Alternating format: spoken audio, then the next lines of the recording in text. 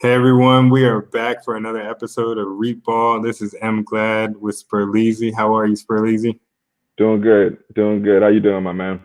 I'm doing well, man. We've had on the back end for the folks who are listening, we've had some bloopers, so it's been a fun it's been a fun time recording this, but I think we're finally on track.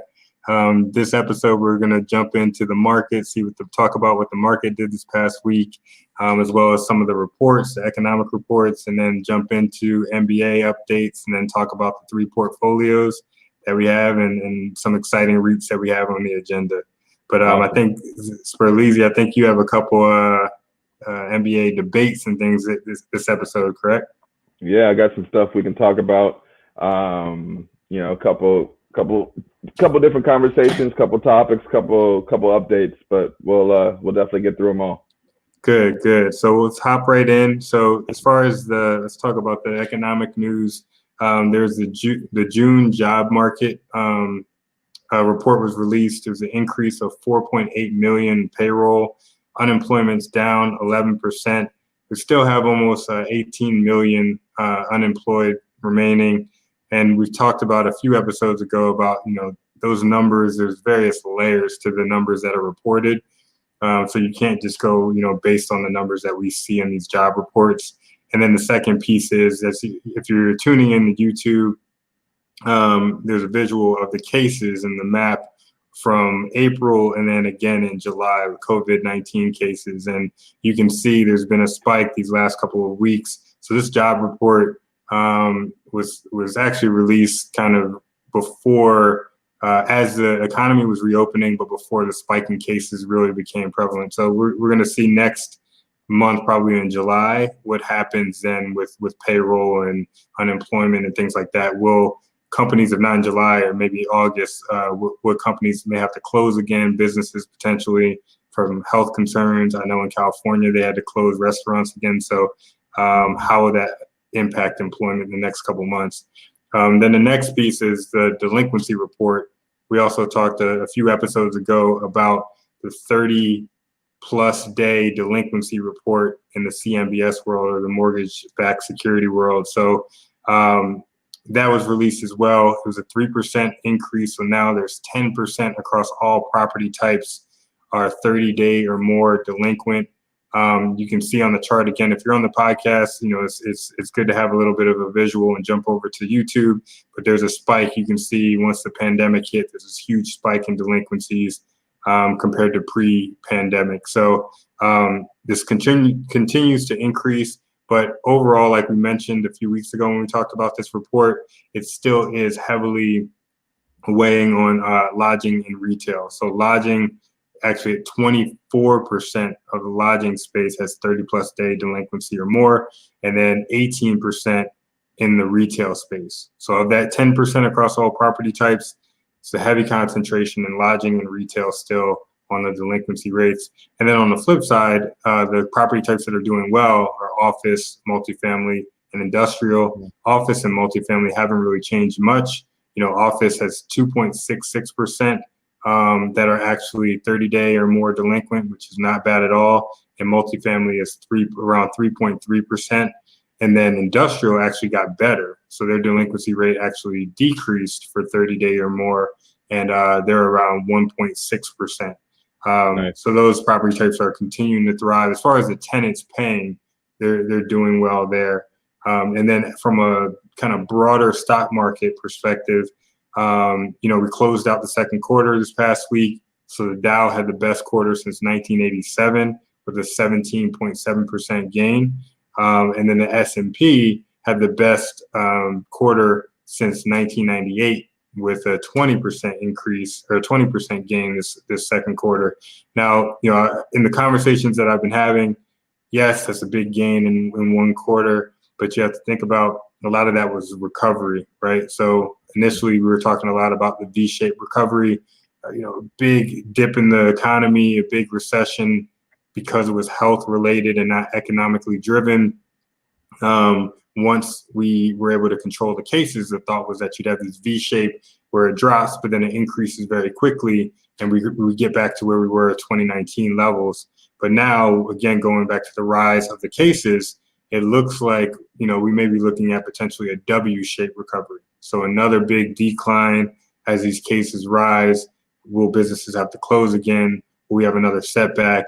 And then until we finally get these cases under control for good, and then finally get to recover back to, 2019 levels in the economy. So just things to think about with the market. Don't just go by the headlines, and don't go by the big numbers that you see as far as returns and recovery and gains in the quarter. It really boils down to the management team for any, especially when we talk about REITs, or really any stock, but with REITs, since that's our focus, strong management team. How liquid are they? Do they have a lot of cash on their balance sheet? Do they have low leverage? We talked about low debt before. These are the things you want to look at during this time so that you can make a better decision long term. Is this going to be a REIT that can withstand the storm? So with that said, I'll jump over to you, Sperlisi. Quick question for you. I know the fact that we're in July, a lot of companies are going to report their second quarter earnings. How does that affect the stock market?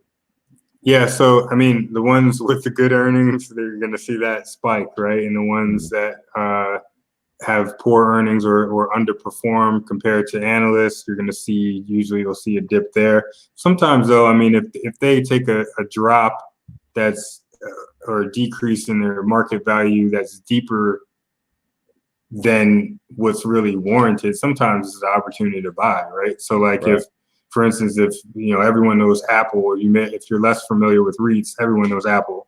If Apple does not meet their earnings that analysts projected, it may take a short-term decline, but it may be an opportunity for you to buy at a discount because most likely Apple's still going to be a strong corporation in years to come, right? So it's not always a bad thing. I mean, short-term, yes, to your point, earnings come out. Based on that news is what you're going to see as far as volatility and short-term fluctuation. But again, I say with the fundamentals with REITs, I'd look less at short-term earnings for REITs and more the long-term kind of macro outlook that we've talked about. Like if you think hotels long-term will recover, something to think about. They've been beat up quite a bit. Retail is a little tougher.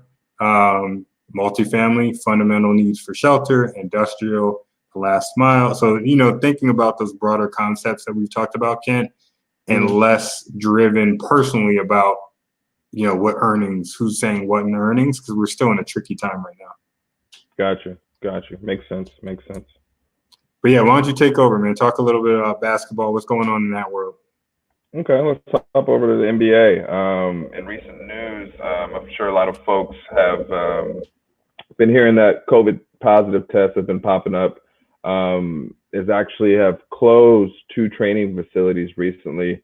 The Bucks and the Clippers closed their training facilities to disinfect everything, to make sure everyone else gets tested, to await those results, and then they'll reopen soon. But I know for sure this week that the Clippers and the Bucks have closed their training facilities, so that's definitely interesting.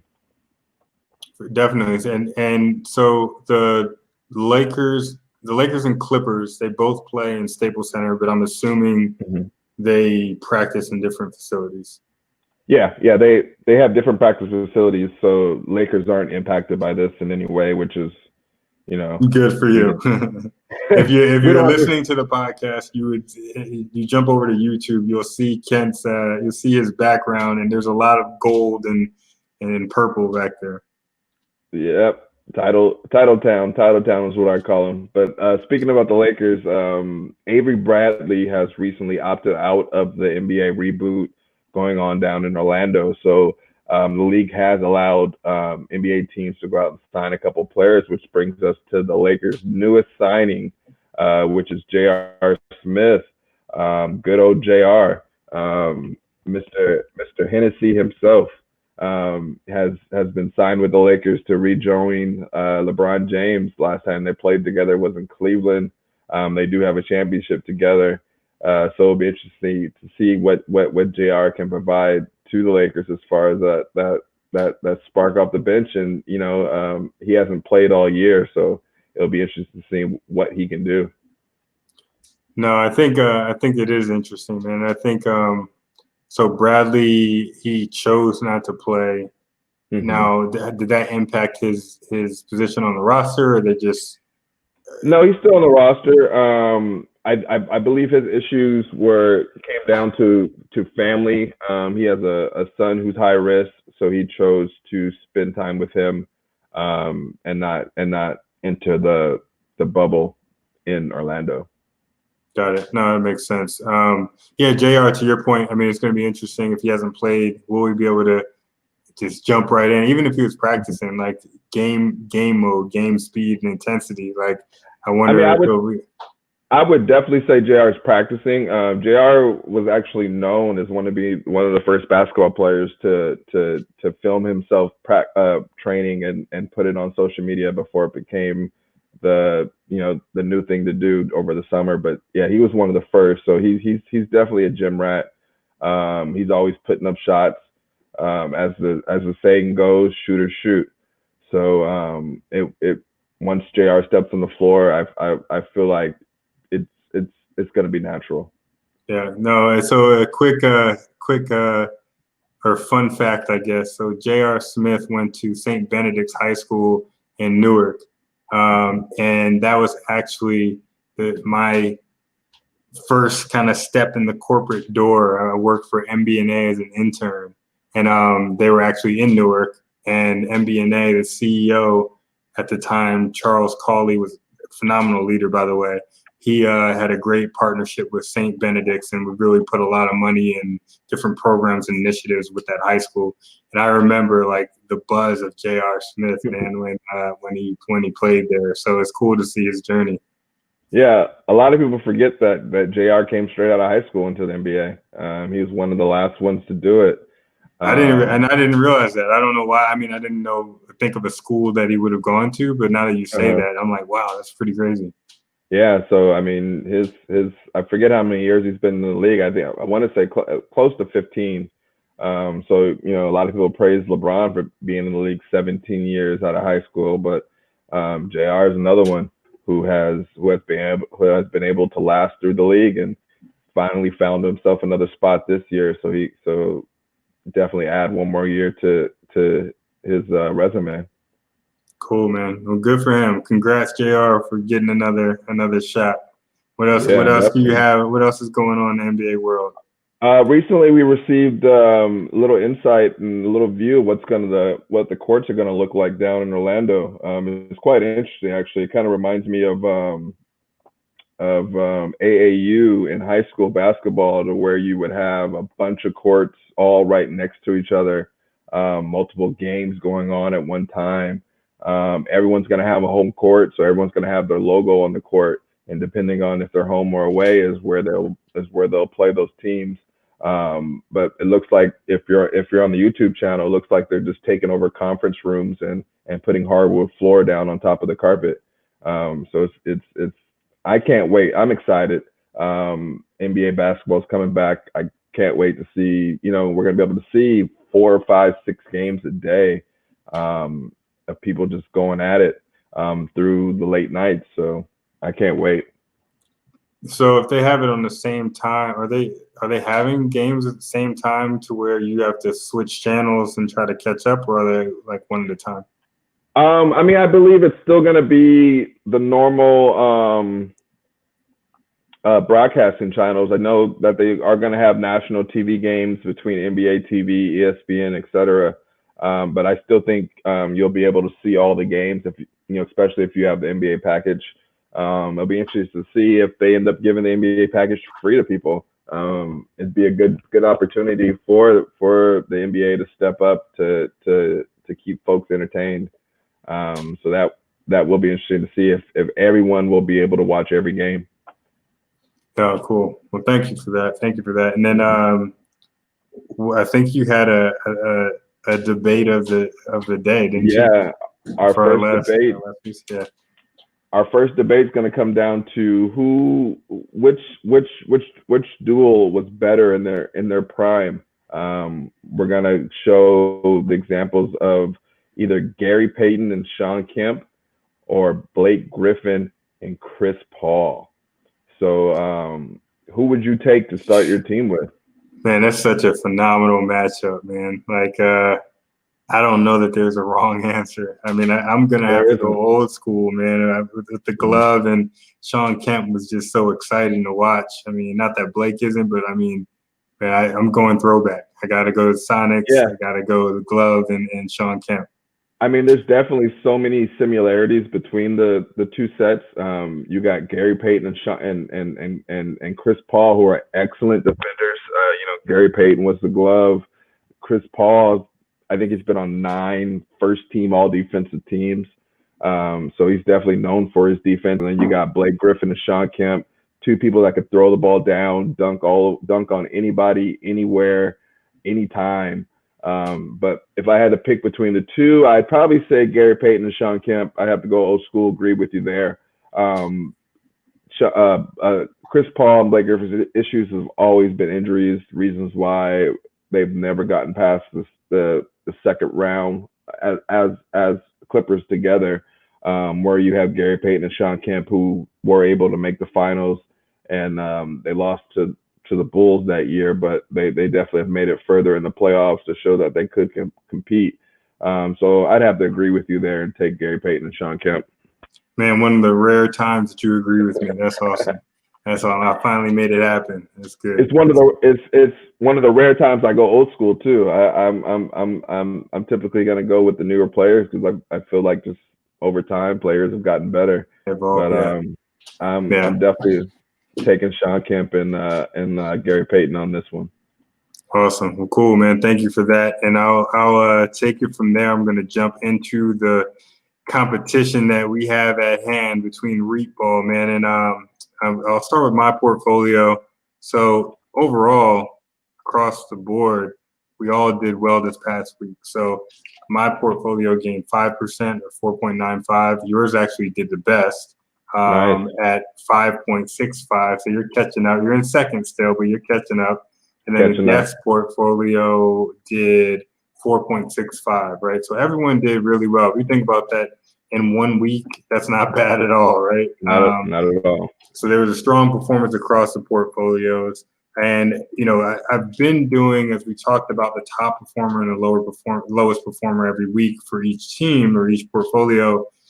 This week, I'm going to cover the lowest and the top performer that we haven't already discussed, right? So I want to make sure that we, talk about some of the REITs that we haven't covered yet. So today, the top performer for my portfolio is East Group Properties, which I'll get into second, but I'm going to start with the lowest performer of Starwood Property Trust.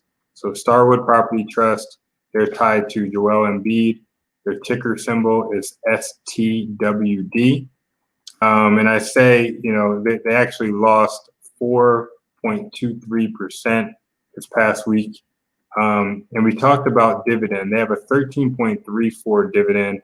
I'd need to check to see if they're actually paying out their dividend during this time. But it goes back to, you don't just chase yield or chase dividend, because they're offering that dividend for a reason, So Starwood Property Trust, they're a debt REIT. They do have some preferred equity, but primarily they're on the lending side, the senior lending and mezzanine lending. Mezzanine is your second position, your second debt. So they went public in 2009. They're based in Connecticut.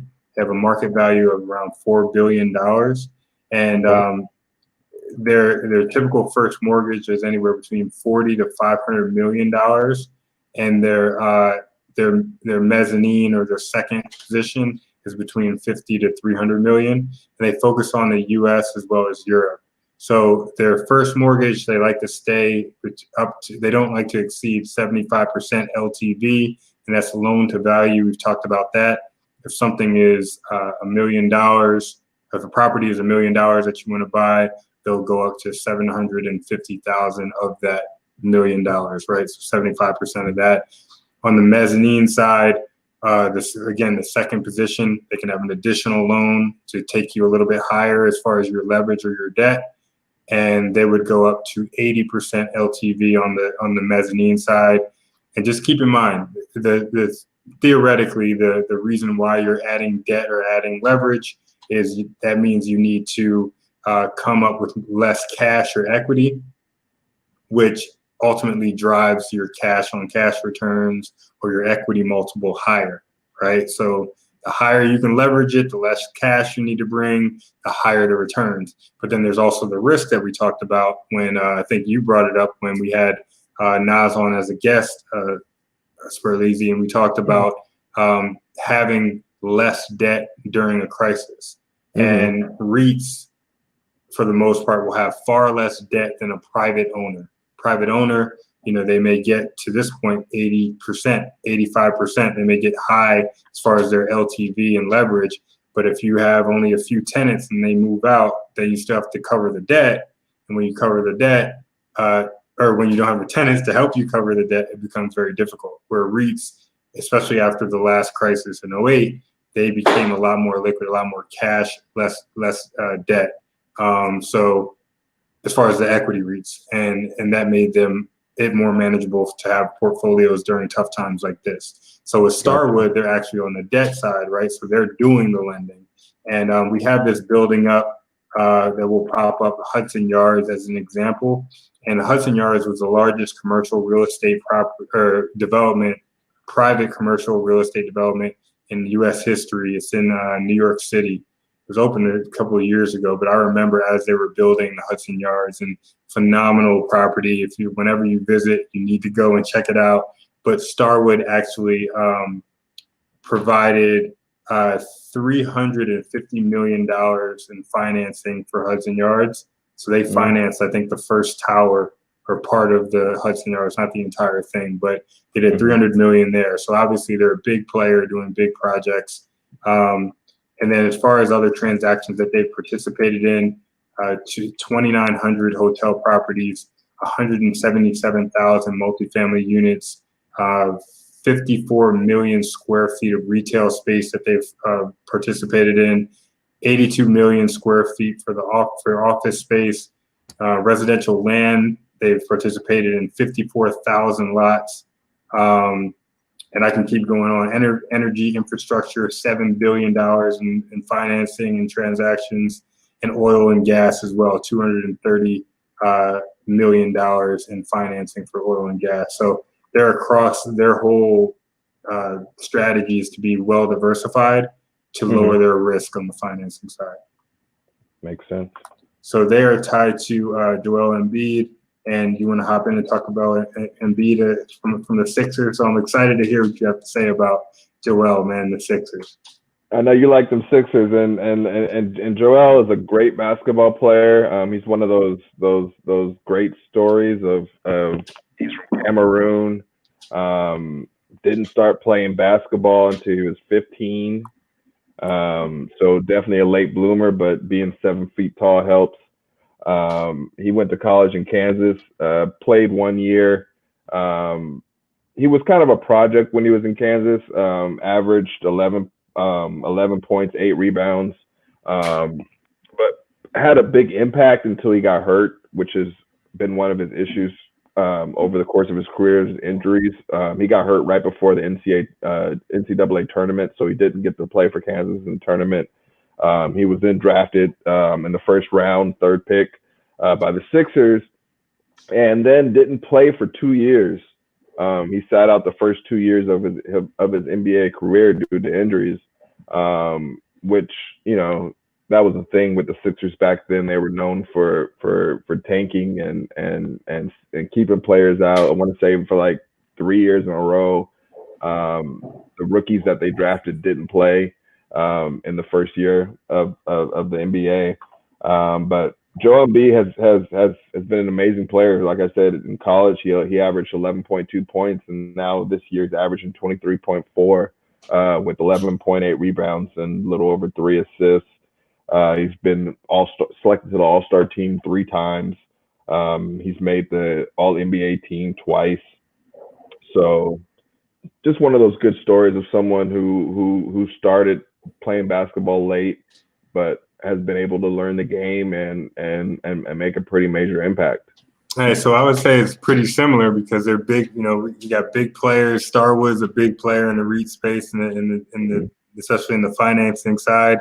And Joel Embiid is a big player in the league, man. They technically, started late, if you will, in the REIT, from a REIT perspective. It went public in 2009, kind of similar to Joel Embiid starting late at 15. So I think that's a great analogy, great matchup between player and REIT. So thanks for that. So I'll hop into my top performer East Group properties, ticker symbol EGP, and they are tied to Trey Young. I know you're a Trey Young fan, so I'm looking forward to hearing what you say there. And they have a dividend of 2.58%. And this past week, they did lovely for me, man. 7.1% gain. Not mad at that at all. Nice. I'll take it. So East Group Properties, they are an industrial REIT. They're based out of Jackson, Mississippi, and have a $4.76 billion market value. So they were organized in 1969 and then rebranded in 1983. Then they had a lot of merger and acquisition activities. So merger is when you join in with another entity or company. Acquisition is when you're going to buy another entity, another REIT. So they joined and bought 4 additional REITs between 1994 to 1998. And now they have properties in Florida, Texas, Arizona, California, North Carolina, Mississippi, South Carolina, Georgia, Colorado, Louisiana, and Nevada. And they focus on business distribution facilities. So really upscale warehouse facilities with a small portion of it allocated to office. Typically around 15% of the building will be office. The rest will be distribution. And then they focus on, as far as tenants, location-sensitive customers. So we've talked about the last mile before. Again, if you're just now tuning in, think about Amazon, think about same-day delivery. So we call it the last mile. In order for you to be able to get your packages quickly, you need to have a warehouse or facility that's close by. So a lot of businesses, especially with e-commerce, they want to be closer in these urban and high-dense markets to be able to, distribute packages and business and products to customers. So they focus on those customers. Their typical buildings are between 60,000 to 125,000 square feet. And they have their total portfolio is 45 million square feet. So they have a very decent sized portfolio. And if you're on, if you're on the podcast, hop over to the YouTube and channel, and we talk about the property. We have up Airways Business Center in Denver, Colorado. So it's actually 4 buildings. They bought this, I believe, in 2019, so recently. And it's a total of 382,000 square feet and 11 tenants. As of 2019, it was 100% occupied, so that's always great. And the tenant space for this facility is between 14,000 to 100,000 square feet. So they're able to kind of reconfigure the space as needed, based on the tenant's needs. But as of right now, I believe it's still fully occupied. Nice. So, so that's East Group. Tell me about Trey Young, who's assigned to East Group. Trey Young, what can I say? Think about if Steph Curry married the NBA and had a child. We get Trey Young. Trey Young is Steph Curry married the NBA? And had a child, it would be Trey Young. Got it. This kid could shoot like no other. You can definitely tell he grew up watching Steph Curry, and there was never a shot he didn't like. He was born in Texas, but went to college in Oklahoma. 6'1". Guard, drafted in 2018. He's actually pretty interesting about his draft. He was picked number 5 overall.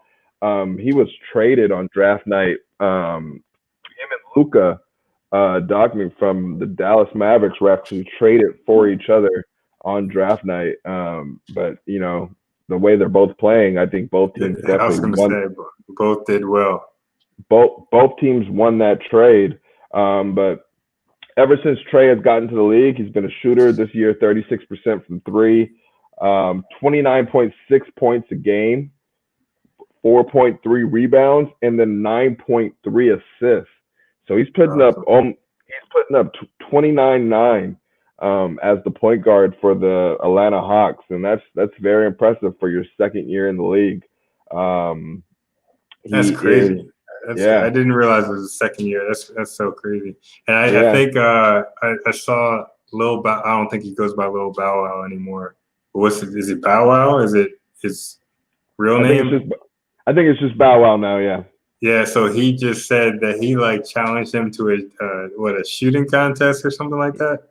Well, Bow Wow was in that movie a long time ago, like Mike. So Yeah. he put, Yeah. I just he, saw that today. I was like, that's insane. yeah, that's awesome. But yeah, All-Star second year in the league, NBA All Rookie team last year. He was a college All-American. But one of the interesting things about Trey Young, which I kind of want to bring up next on our topic, is he recently signed with Clutch Sports. That would be Rich Paul and LeBron James's sports agency, who have been coming up fast since they first started their organization back in 2012. We're gonna bring up, just so you guys can see who these guys have on their roster. I mean, you got LeBron, John Wall, Draymond Green, Anthony Davis, Ben Simmons, Trey Young, a couple other folks. You got Harold from the Clippers, but this just shows what dedication and hard work can do. I mean, you had Rich Paul, who didn't know anything about the business side of sports when LeBron got drafted, and he worked under Leon Rose for a couple years. Big famous agent Leon Rose. He worked under him, who did manage LeBron James. And then in 2012, they kind of broke off from Leon Rose and opened their own company called Clutch Sports. That's awesome, man. That's a great story. And to see how they're growing. I think they also had a $100 million fund that they announced that's gonna Yes. they're gonna invest in media and entertainment companies. So LeBron is already getting ready for retire. You know, his post NBA career, and his second career after that. It looks like in investing and in business and sports management. So that's Yeah, that's awesome. he keeps this little inner circle from when he was in high school. All these guys grew up together. Rich Paul's a little older than LeBron, just by a couple of years, but these are all people he grew up with, brought them with them, and kind of put them in places to where they can excel. Between Rich Paul, you got Maverick, and a couple other guys who have really been doing well for themselves and just being empowered by LeBron. No, that's great. And then on the real estate side, LeBron, I think, just bought a $33 or $34 million mansion in Beverly Hills. That was on the Real Deal as a breaking news, if you will, this past week. I think over the weekend, actually. So he's also doing real estate as well. I don't know if that was his new primary home, or if that's going to be an investment property. But let's jump into your portfolio now next. So you had the biggest gain. Again, you had 5.65% gain this past week. Do you want to do your top performer, your good news, or your bad news first? We can go with the worst performer first, James Harden and Sabra Healthcare. Man, so you have James Harden and LeBron. Like, that's crazy.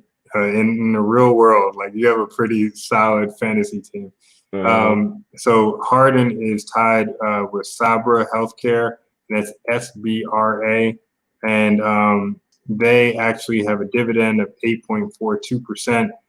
This past week, and we say worst performer, but again, it's the lowest performer of REITs we haven't covered yet, and they actually had almost a 2% gain this past week, so they actually did well.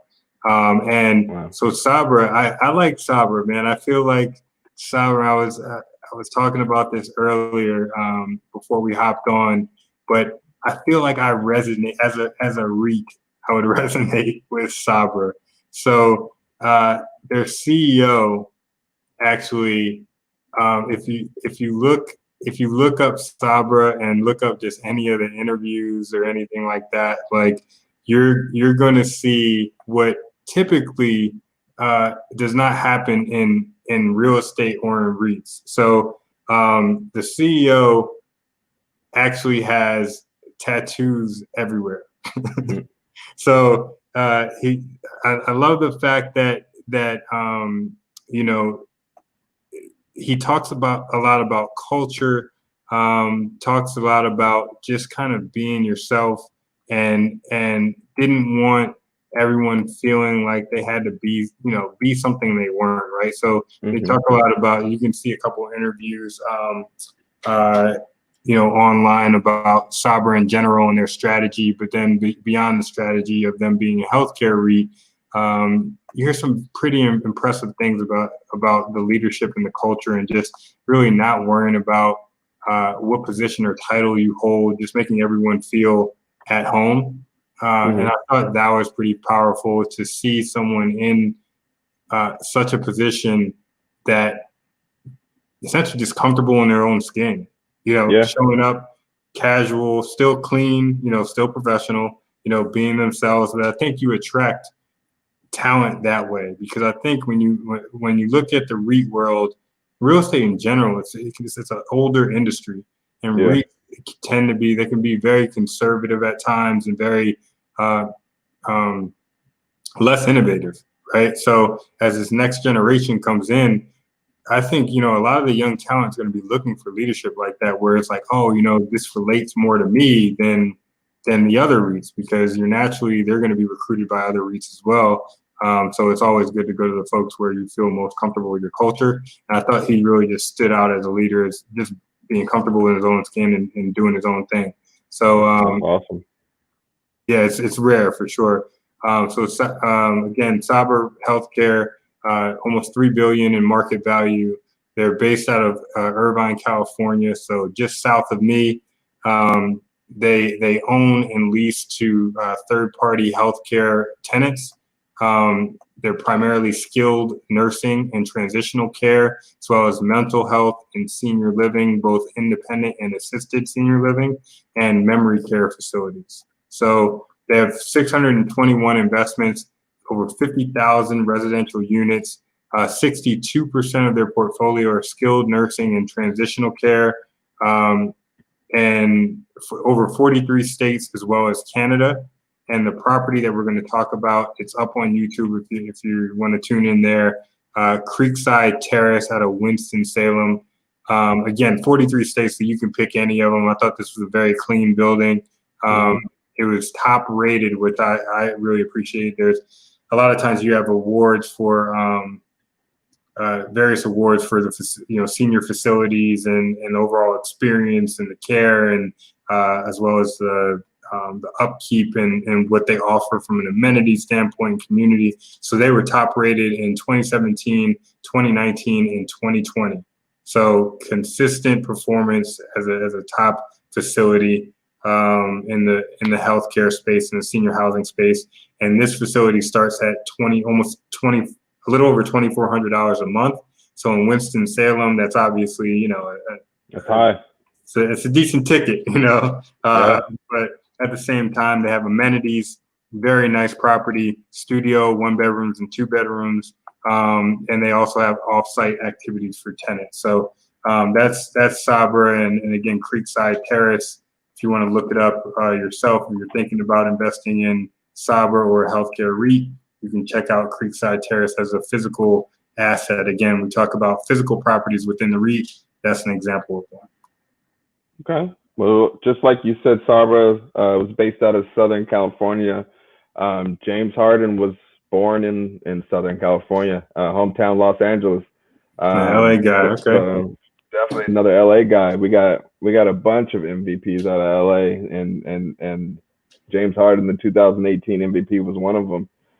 He went to Arizona State, was drafted in 2009 in the first round, the third pick by the Oklahoma City Thunder, which was in a row between them drafting Kevin Durant, Russell Westbrook, and then James Harden. So I mean, they really know how to pick him over there.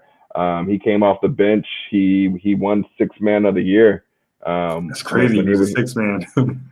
Yeah, when he was in Oklahoma, he won 6 Man of the Year. They went to the finals, lost to the Heat, and then they had to make a decision of where they're going to keep him or not, and they weren't able to pay him what he wanted, so he went over to Houston, where, like I said, he's 2018 MVP. 3 out of the last 4 years, he's come in second place in MVP voting. So, I mean, every year is an MVP season from James Harden. He's led the league in scoring twice. He's led the league in assists. So he's shown that whatever you need him to do, he can do it. Which I want to say he's probably my second favorite current NBA player at the moment behind LeBron. So I'm definitely a big James Harden fan. Awesome. Thanks for that. And then on your top performer, you have LeBron, which is not a bad choice of your top two players. So or your favorite players, but extra space storage. So EXR is the ticker symbol for extra storage, and their dividend is 3.59%, and they had a 6.86% gain this past week, so they did really well. We've talked about storage. So the property that we're showing today is out of Chicago, Illinois, 601 West Harrison Street. Again, if you wanted to invest in storage, wanted to invest in extra space storage, this is an example of one of the properties within that REIT that you would be owning and participating in that cash flow. So extra space storage, they're a $12.55 billion market value. They're headquartered in Salt Lake City, Utah. Second largest self-storage facility in the U.S. They're established in 1977. The last 5 years, they've added almost $5 billion to their portfolio, so they're active. And they own and operate over 1,400 properties in 35 states, as well as D.C. and Puerto Rico. In their 5-year cumulative total return between 2013 and 2018, it outperformed the stock market as well as the overall REIT index and the REIT performance by more than 40%. If you look at their website, you can see the graph and the comparison, the performance, and it's just, they just took off the last 5 years. Now, that's not to say, again, historical performance does not guarantee the future, right? And this is just information that we're giving you, but it is to say, hey, 5 years is a span where they've performed really well. On top of that, their CEO won, Glassdoor, like Indeed and Glassdoor, the website. So Glassdoor had an Employees' Choice Award, and the CEO was awarded top CEO, and that's Joe Margolis out of Extra Storage. So again, goes back to great leadership on both of your REITs, man. Both Sabra and Extra Space. So we've talked about storage. I won't beat it up too much, but typically big changes lead to an increase in demand for storage, whether it's dislocation, death, downsizing, or divorce. So those are the 4 Ds in storage, and I'll let you talk about LeBron. Yeah, we've discussed LeBron on this show a couple times, so I won't go too far in depth. Outside being the 3-time champ, 3-time Finals MVP, 4-time regular season MVP, and 16-time All-Star. LeBron James is statistically one of the most clutch shooters of all time, which kind of goes into the company we talked about earlier, him and Rich Paul starting Clutch Sports. But that kind of bridges us into our next topic of if you had one shot to end the game, who would you take? If you're on YouTube, you can see the picture, but for the folks listening on other platforms, I'll go ahead and let you know what we're looking at. Who's going to take the last shot? You got Kawhi Leonard, you got LeBron James, you got Kyrie Irving, you got Kevin Durant, you got Dame Dollar Lillard, and you got Steph Curry. Gladney, who you taking? Who you think I'm taking, man? You're gonna go with who would be? Huh? Are you going with Dame on this one? I think I'm going with Dame, man. I'm going with Dame. Just because he probably is not expected. I'm sure people are going to pick, it's LeBron's and Kevin Durant and even Steph Curry's, man. But who else is there? Is that Kyrie and Kawhi, man? All these are amazing clutch shooters. But yeah, man, I'll go with Dame, man. I'll go with Dame. What was it last year? Was it last year against? That was I believe that was last year against OKC. When he sent him home, right? He sent Russell Westbrook and Paul George home. Yeah, man. I'm going with Dame. Who are you going with? I mean, I gotta stick with the king, LeBron James. Like I said, statistically, he's made more clutch playoff shots than anybody else in NBA history. So, I mean, from a statistical standpoint, he's the kind of guy you want shooting. What's great about him is he's never going to force that shot. So if somebody else is open, he is going to pass the ball to the open man. But at the same time, history has shown he's not afraid to shoot it, and he does come up big in big moments. Man, I can't even argue with that. LeBron, does. So I think you have clutch shooters on your team, going back to Harden and LeBron. You got clutch shooters, clutch CEOs this week, and Rick Matros. I believe it's Matros, actually. Sorry if you ever listen to this, Mr. Matros, and Joe Margolis. I'd love to get Mr. Matros on here just because again, man, it's just exactly our vibe. Like what we're trying to do in the REIT space is just add more investors, attract a larger audience of folks who didn't know about REITs, and no better way to do it than to be relatable. And just like everyone else who wants to, on the audience side, who wants to invest in real estate, never thought that they could. So I think he would be a perfect guest. So, but yeah, thank you for that. You go with LeBron as the clutch buzzer beater, and I'm going with Dame. Sticking with Dame, man. He's another guy we'll get on here at some point. Definitely. And then the guest portfolio, we have the top performer is Life Storage. Again, storage units. We won't reiterate the power of storage units as part of your portfolio, but they had 7.49% gain this past week, and they have a Life Storage has a 4.31% dividend. So they're assigned to Jimmy Butler. We talked about the reasons why people use storage and when they're in higher demand. Life Storage specifically was established in 1985. They had 30 facilities along the East Coast in the first 3 years, 62 properties over the first decade. They went public in 1995. They currently have 850 self-storage facilities and over 55 million square feet of space over 29 states. So they obviously rapidly grew I wouldn't say rapidly, it's been over time, but like they have a very, very large portfolio in the self-storage space. And the property that's up on the screen right now is 3666 Coral Way in Miami, Florida. So if you're from Florida, you're close to Dade County, here's a property within the REIT that you can go check out if you're interested in investing in storage. And yeah, talk to me a little bit about Jimmy Butler, man. So Life Storage is tied to them. Jimmy Butler, aka Jimmy Buckets. Jimmy was born out of Houston, Texas. Went to school at Marquette. Followed in Dwayne Wade's footsteps.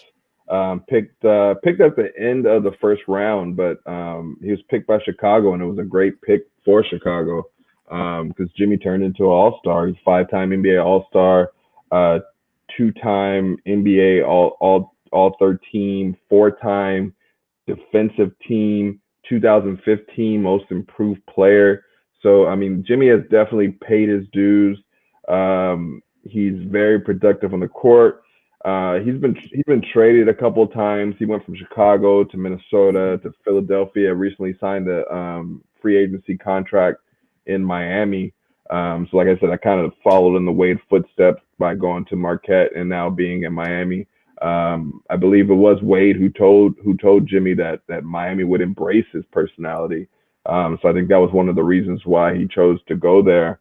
But Jimmy Buckets, he's been able to give you whatever you need. There's a rumor, I believe when he was on Minnesota, that he took 4 guys at the end of the bench and beat the rest of the starters in a scrimmage.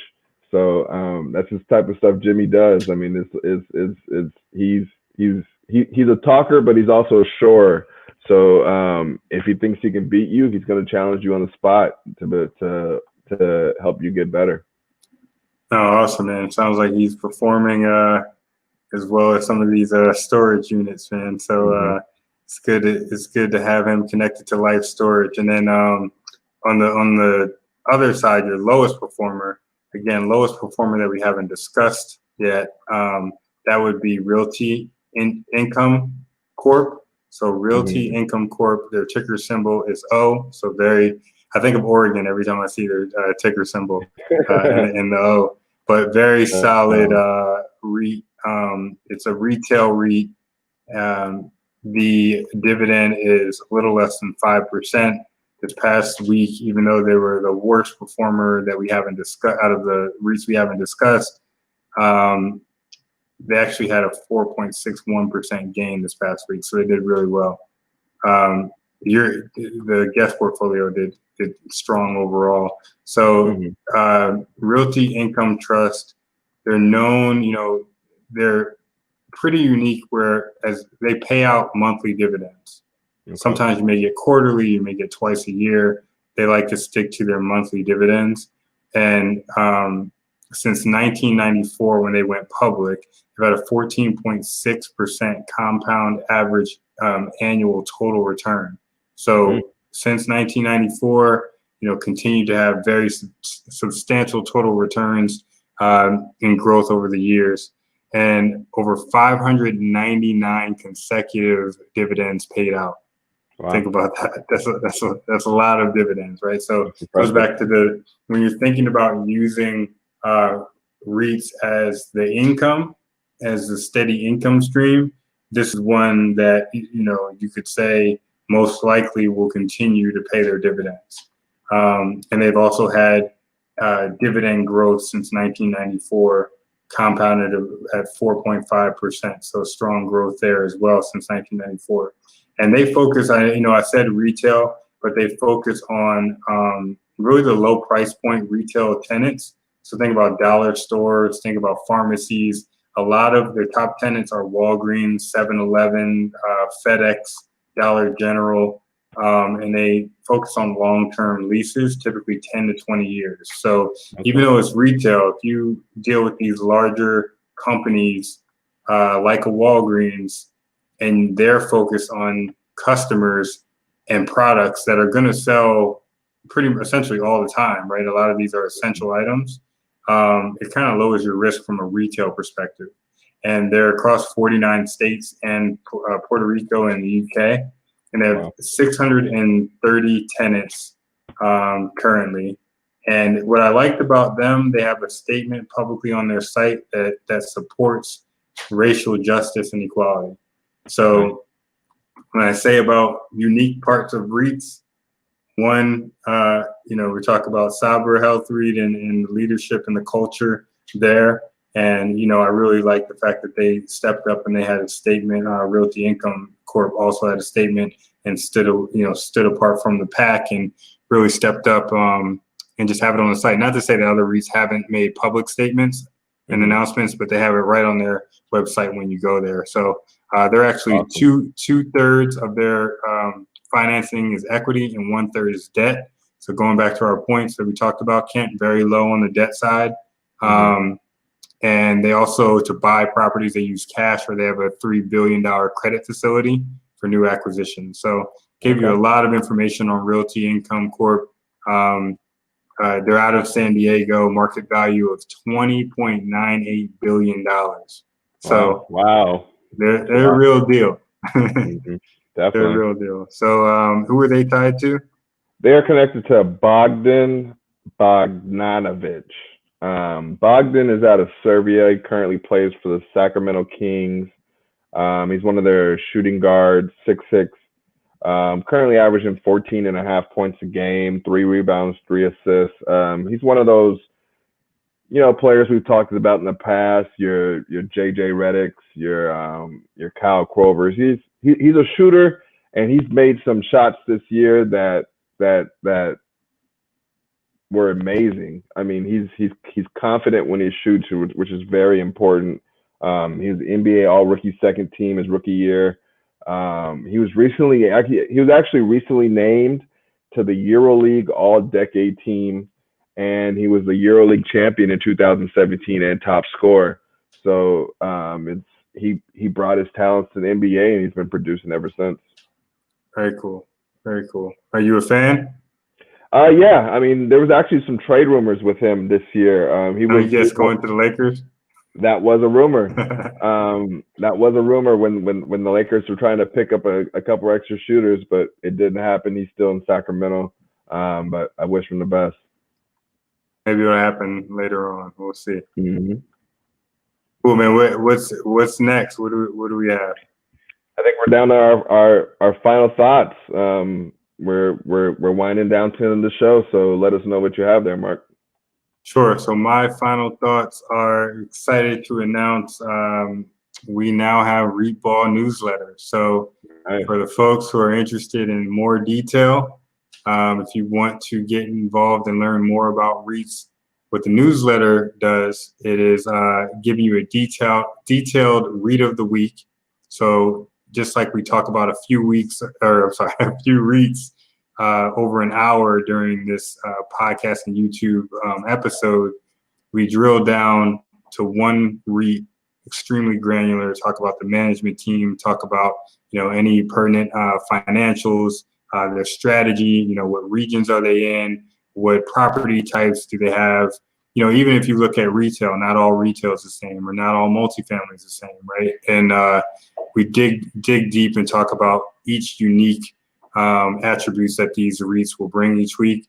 On top of that, you'll learn about economic news for the week, real estate market news, anything happening across the U.S., and even some international news on the real estate side, any big transactions or developments, so you can start to get to know the big players and different things going on in real estate. So you walk away every week, essentially what would take you hours and hours to come up with as far as the research. I like to say, when I compare it, what this newsletter is, I say kind of the Reddit of real estate. So instead of you having to search all around and get all this information, you get it in your email once a week, and you get all this information about real estate, about the economy, about REITs. And then from there, you can make better decisions as far as what's interesting to you from the information that we distribute and what you'd like to invest in based on your own goals. So the newsletter is actually $9.99 a month for all that I offered, and you get 4 every month, or once a week, right? So, and what we're doing for the next week until the next REIT Ball session, so until the 12th, we're doing 60-day money back guarantee. So that means you get to check out. Yeah, you get to check out 8 newsletters, get 8 REITs in detail, 8 weeks of real estate and economic updates and current events and things like that tied to real estate and real estate fundamentals, all of that for 8 weeks. And then if you don't like it, you ask for a refund, no questions asked. But we wanted to give people not a 30-day or not like a 7-day trial. We wanted to say, hey, try us out for 8 editions of this newsletter and become part of the community. And then the last part I'll say, in addition to the newsletter, we're going to have a quarterly virtual connect with all of our members, all of our REIT ballers out there.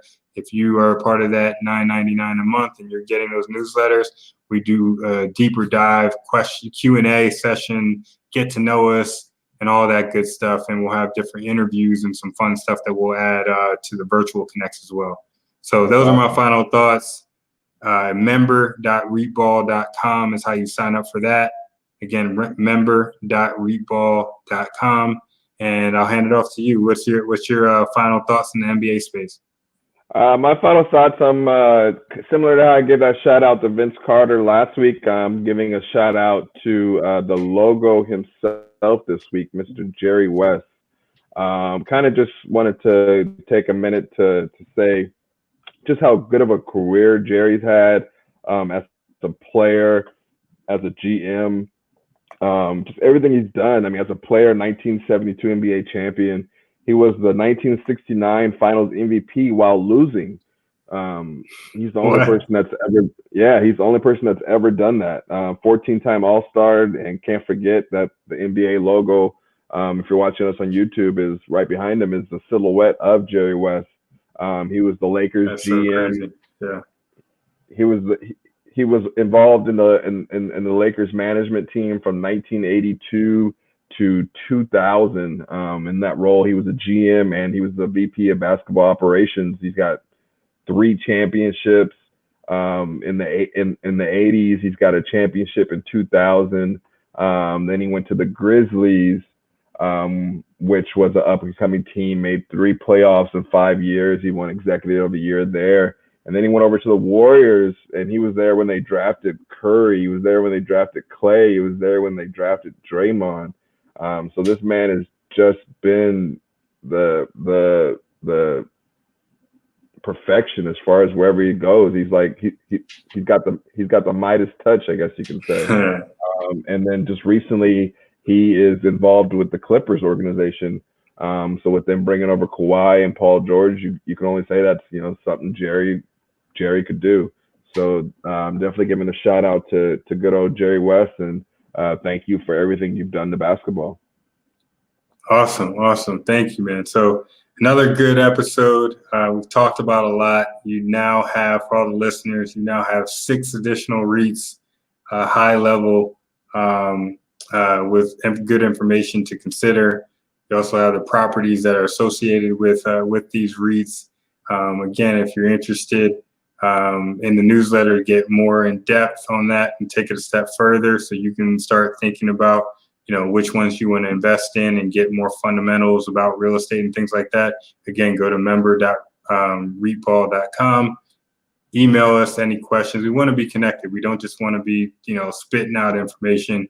Our ultimate goal, you usually see it at the beginning of the YouTube episode. It says to ensure that we're protecting and serving you, right? So we want to make sure that we're educating you as investors or new real estate investors. Maybe you thought it was unaffordable until we started teaching you about REITs. We want to make sure that you stay in control of your money instead of a direct project that you can invest in. Maybe you don't know the team that you're going to invest in, or maybe you don't know enough about the real estate to be jumping in and taking those risks. Invest in these public REITs. These management teams have decades and decades of experience. It's our goal to just give you the information, hopefully in an entertaining way, so that you can build wealth over time through real estate via these REIT vehicles. So we want to get to know you. We want to be part of the community. We want you to be a REIT baller. And I mean, other than $9.99 a month like this, we don't really get paid for this, right? So hopefully, like I said, it's worth it for you, and you're learning a lot. And until next week, that's all I have. Hope everyone continues to be safe, continues to take this time to learn, continues to take this time to just develop personally and professionally. And that's all I have, man. Thank you again for joining us. We're out.